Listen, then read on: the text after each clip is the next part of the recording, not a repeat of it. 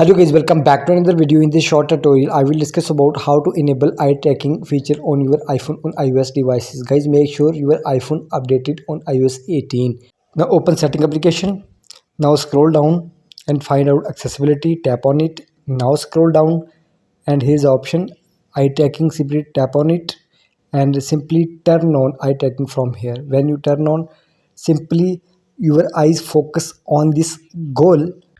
So guys, this circle will go wherever you have to focus your eyes on it. By this method you can see this circle is circulating on my iPhone screen, and my eyes in focusing on it, you can see appears on screen.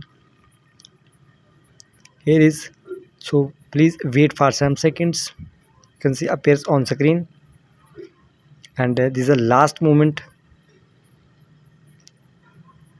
Here is, and now you